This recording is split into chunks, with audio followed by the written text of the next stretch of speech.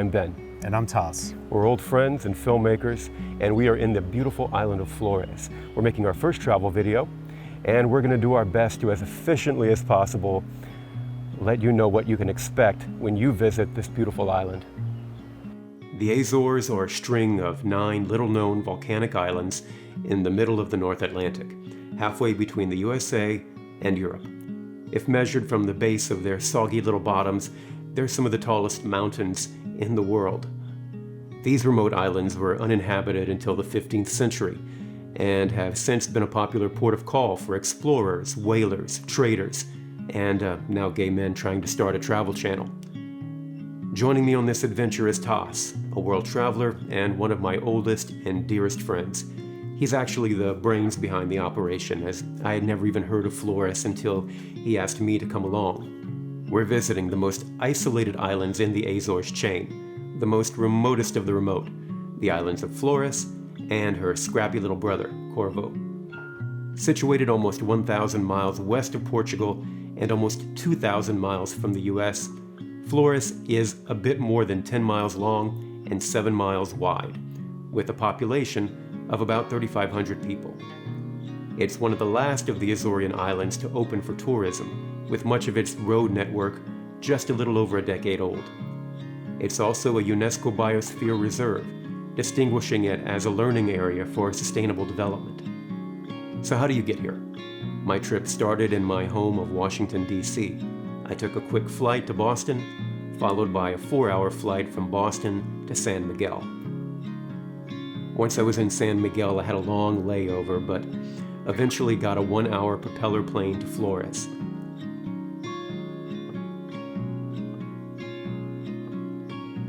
Now, the total cost amounted to just over $1,200, so it can be a long and somewhat expensive journey. This cost was in May of 2023, so hopefully prices have fallen a little bit since then. When you arrive in Flores, you're going to land in the capital city of Santa Cruz. You can quickly rent a tiny car, or you can drag your bags a couple of blocks to Buena Vista Cafe, where you can change into your swimsuit and have a swim, or a snack or a coffee.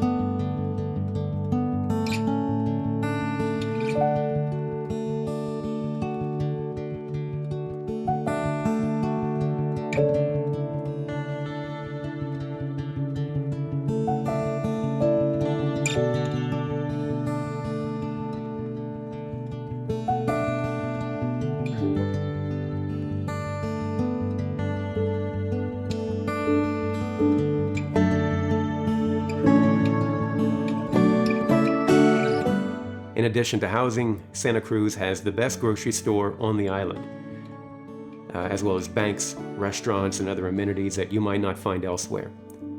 Tas and I started with a nice lunch of fresh fish, cheese, olives, and shrimp with the local crowd.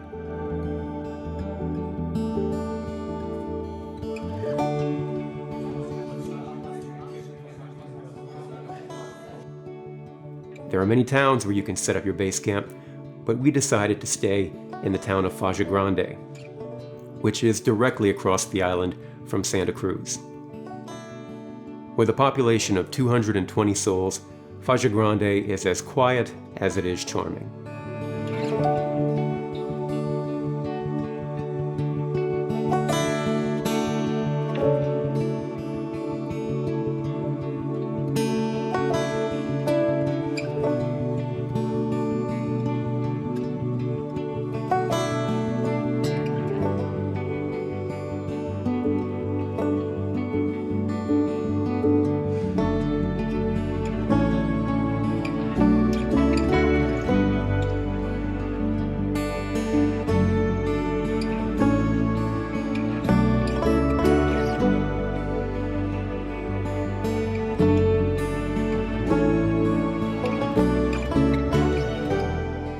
Tas found a great AirBnB that served us well. located just above a camping ground and near a small restaurant that served good food and drinks. I'll put a link below if you're interested in booking the same house. There weren't many people in the campground, but there was a facility for washing. There are a few restaurants, as well as a grocery store that is small, but provides the basic staples, as well as fresh produce. Linda, the operator, also makes good American coffee, and if you request it, she will set aside fresh bread for you every morning. We quickly realized that the most efficient breakfast consisted of local cheese, fresh bread, local eggs, and prosciutto. Necessary and delicious fuel for days of hiking and assorted adventures, and all procurable from the local grocery. The highlights of Faja Grande include a nice walk up to a cliffside church and a waterfall perfect for swimming.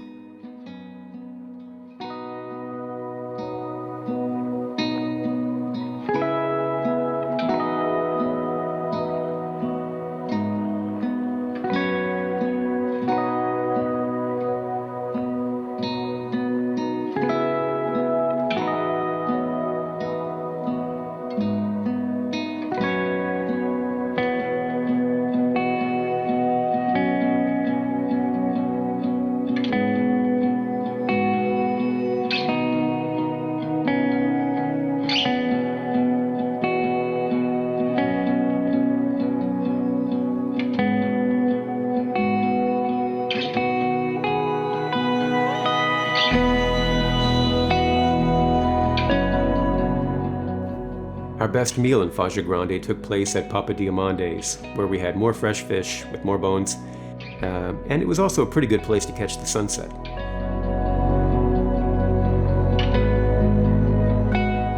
After a week on the island, Taz and I both feel that Faja Grande is by far the best place to stay on Flores. But there are a number of small towns to explore and stay during your trip. Those include Ponta Delgada, located at the northernmost tip of the island.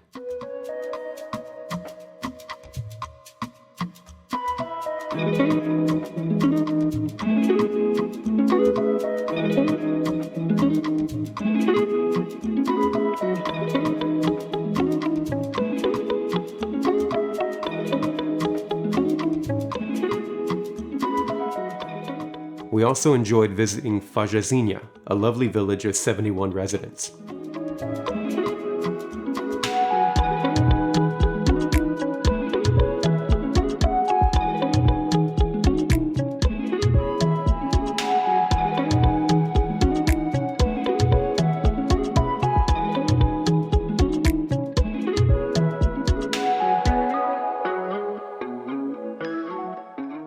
In Fajazinha, we had the great pleasure of having dinner at a restaurant where the chef/owner sourced all of the food, the meat and the vegetables, and everything was delicious and highly memorable.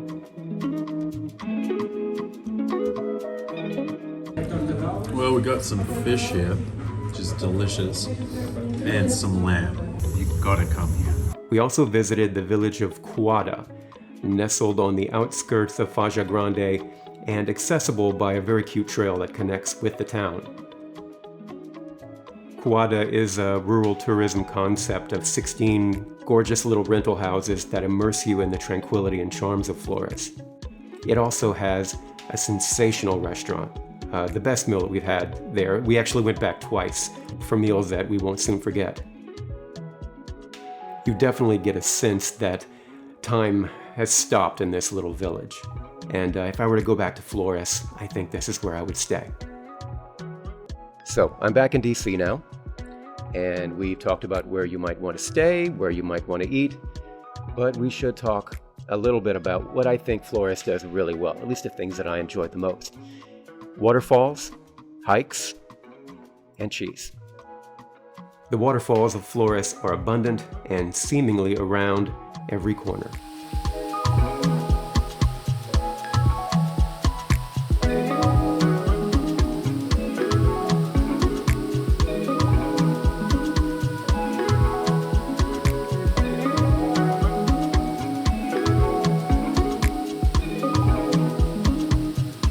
Between the town of Faja Grande and Fajazinha, you'll find one of the most beautiful natural monuments in the world, an extensive green wall with over 20 waterfalls.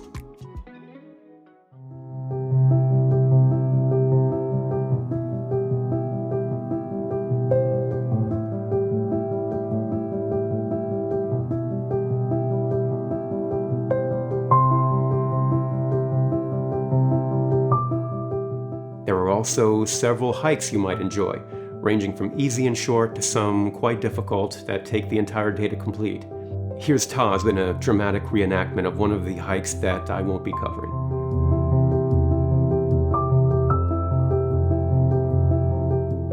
For those seeking a less aggressive adventure, we recommend Faja Lopovaz, another name that I'm likely butchering, which is a 2-hour round-trip hike of moderate difficulty.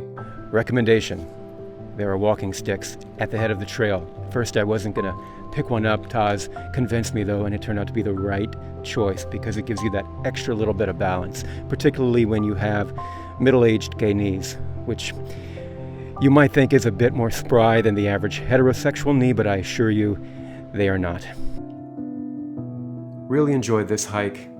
It brought us down to a beautiful volcanic rock beach that we really enjoyed visiting.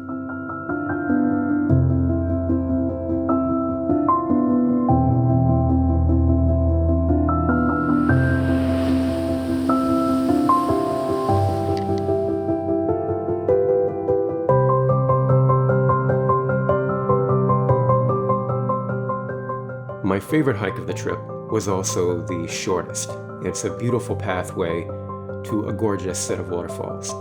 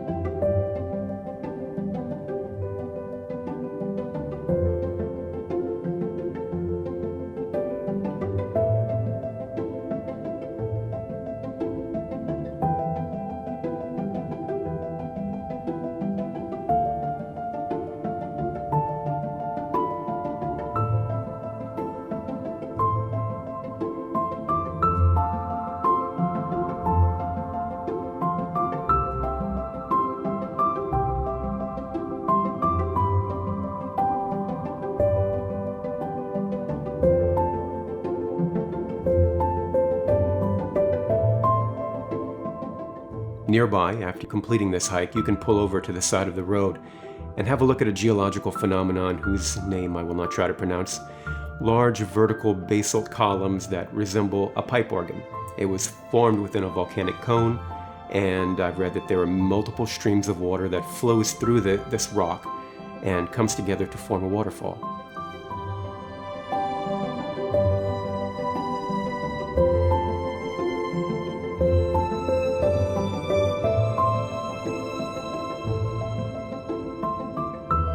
So that leaves us with cheese. Cheese from the Azores made me incredibly happy. But we can't talk about cheese without talking about cows. And Flores has a lot of them. More cows than people, actually. They're everywhere, and they all seem incredibly happy. I'm confident in saying that if I were a cow, I would want to live on Flores. And the cows would likely say the same if the dairy is any indication.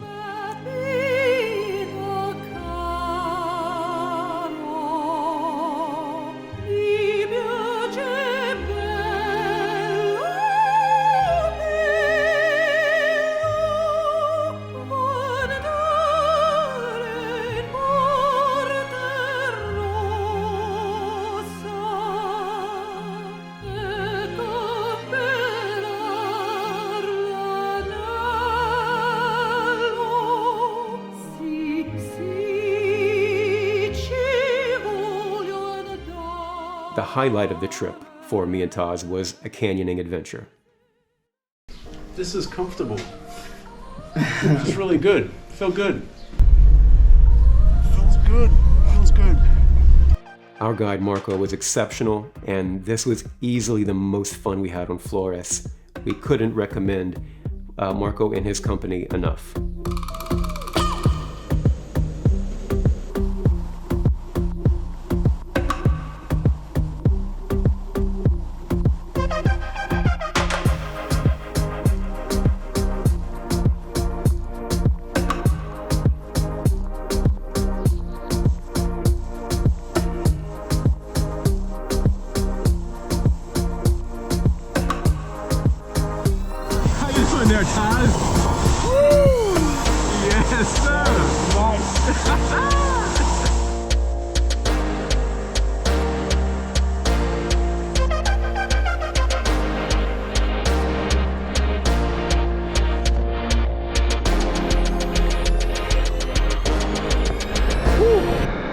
We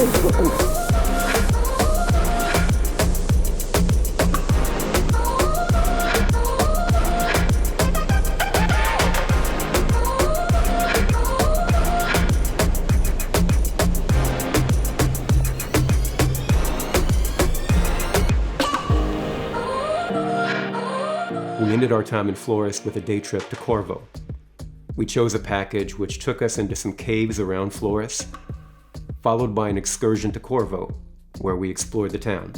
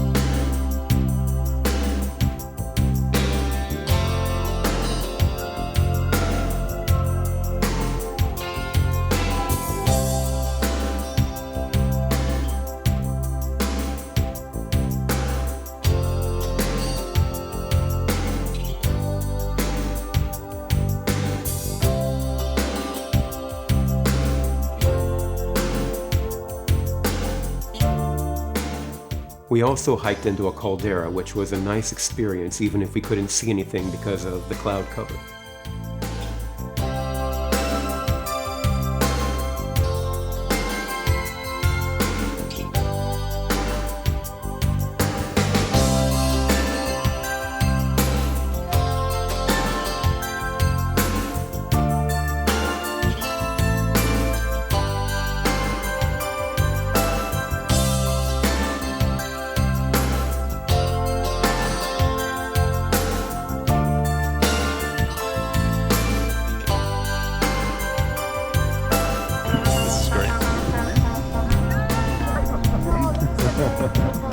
Is that video?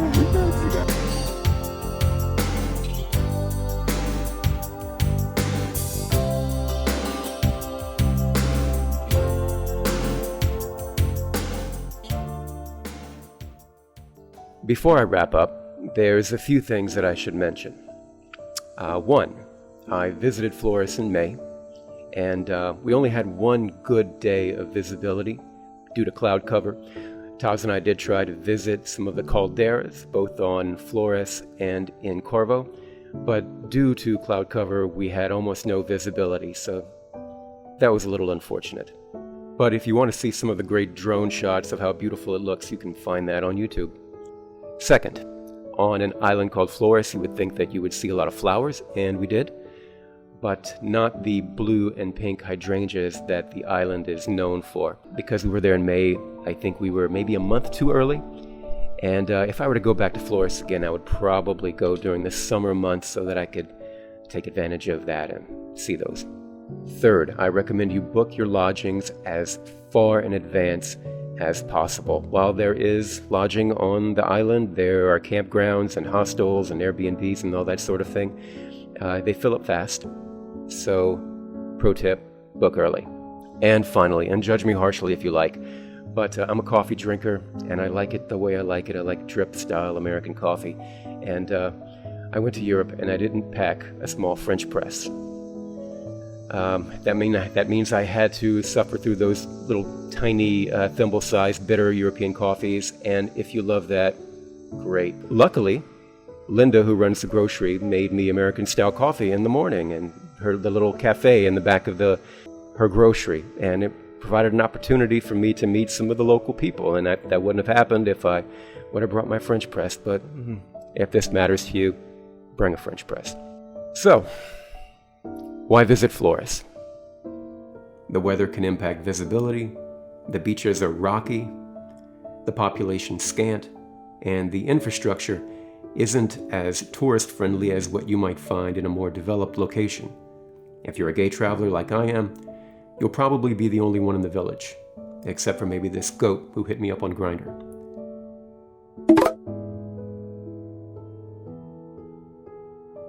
Well, I guess it depends on what you're looking for. If you're looking for peace, you'll find it here. I can tell you how nature can lower blood pressure and stress hormone levels, reduce nervous system arousal, enhance immune system function, or how it can increase self-esteem, reduce anxiety, improve your overall mood. But it also gives you something in short supply in our modern age. Quiet. And within that quiet, a space to reflect on your life. Studies show that places like Flores allow your mind to open laterally, increasing your capacity to process, grow, grieve, and simply think new thoughts. I felt peace in Flores, and I recommend it.